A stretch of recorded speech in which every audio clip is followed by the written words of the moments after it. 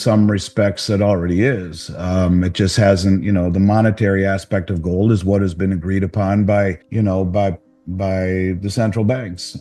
But from a strategic standpoint, you could argue silver is just as valuable. And maybe that's why you see these 8 Western banks that have gone to such great lengths to suppress the paper price. But then again, you're seeing massive deliveries as well on COMEX. And when you see the open interest just fall by 10% yesterday, that signals that typically, to me, that signals that these contracts are getting closed out and are preparing to stand for delivery. So when there is a short, the long on the other side has the ability to stand for delivery. And when you see on the first day like that, it just massive drop in open interest, that to me are contracts that will stand for delivery. And again, we saw, a huge delivery. What did I say on that number? Huge delivery that we just saw. What's the number here? 14,813 contracts. It's the second highest ever. And if we multiply that times 5,000, well, that's 7,400,000. No, is that 74 million? 74 million ounces of silver. 74,065,000 ounces of silver stood for delivery, just like that. And I think you're going to start to see silver leave the COMEX exchanges as well. And that's when you'll realize that this is getting really serious. This is a trend that hasn't stopped. We've seen more imports of gold into this country and to a lesser degree silver than at any time since the end of World War II, when everyone sent us their gold because of the Bretton Woods deal. So it's not just gold, it's also silver.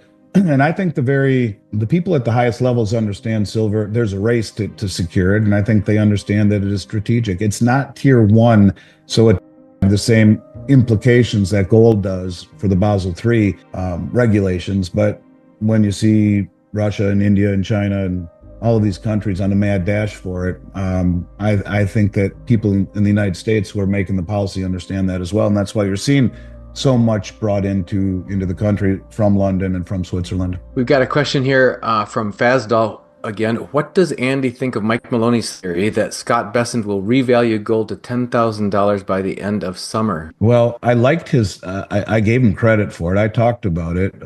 His video was very cool. I think it's a little aggressive to say that by the end of summer, but he talked about backing M1 with gold, and the numbers he used was 2,365,000,000,000 divided by 261 million ounces. You get $9,044. That is what gold would be today if we back M1, which is the Federal Reserve notes in circulation. That's the way it was prior to 33. The dollar was backed by gold. It was M1 notes in circulation, and M2 is credit. It's 92% credit, according to Mike, and it's all the numbers that you see in your bank account. That's just credit. They don't have it at the bank. If you had $5 million in your bank account and went there and demanded it, well, you'd be lucky to get 2% of that, which is interesting. By the way, just noticed a story today. Spain has introduced strict new rules on cash withdrawals. Withdrawals over 3,000 euro require advance notification to the tax agency. Over 100,000, you need 72 hours notice. So, but getting cash is harder and harder. But anyways, that was a little side digression. But when you talk about Mike's point, he would be talking about fully backing the currency in circulation with gold and making it redeemable. It's aggressive. He said, well, 9,044, they would want some wiggle room, so they'll put it at 10. It's a take that is well thought out and articulate, and I think it's aggressive. I don't think it will happen. I mean, it depends on your situation, but look, there aren't very many opportunities where you can get an asset that has this kind of upside potential with such muted downside potential that is being accumulated by, the biggest money in the world. I think that if it were me, I would probably sell gold. In fact, I know I would. But to me, silver is something that has been frustrating, but you can't run away from mathematics. You can't run away from that kind of logic. The old saying, I keep saying, the market can and will stay irrational longer than you can stay solvent.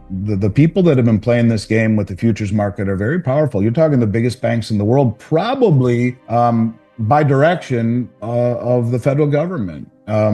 or the military industrial complex. And again, that chart, what's his name? That Ed Steer, you saw Yeah. that chart that Ed Steer Yeah. showed on your site from, what's that guy's name that makes the charts? Charts Are Us. What's his name? I'm not sure. I can bring up Ed Steer's chart though.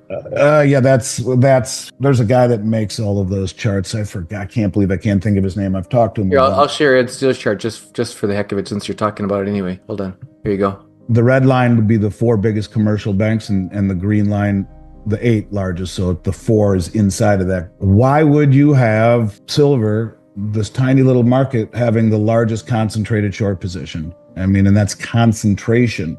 Look at crude oil, and you see where oil is right now. And I think to ask yourself why. Why the hell would they do that? At the same time, China, the 2nd largest producer in the world, is flying all around the world buying doré and concentrate. Russia, public announcement that they're adding it to their stockpile. India's bought 900 million ounces in the last 5 years. And of course, this is something that's not stopping. And now the United States is importing it. But why would you have 8 banks with that kind of a short position? There's something, that's very strategic about it. But that works when you don't have much of much of the world standing for delivery, and you do now. So that's kind of why I think you're seeing the volatility. That's why you're seeing huge deliveries. That's why you're seeing massive imports, because this is getting real, and you don't want to be on the wrong side of a failure to deliver one of these large banks. I guess we'll have to see, but if it were me, I'd sell gold for that reason. Let's now go a step further.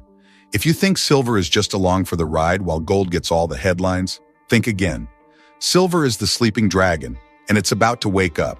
And when it does, it won't move gradually. It will lurch violently. Why? Because silver is already in a supply deficit. That's not a theory. That's a fact confirmed by the Silver Institute and echoed by miners who can't keep up with surging demand. You see, silver has 2 lives.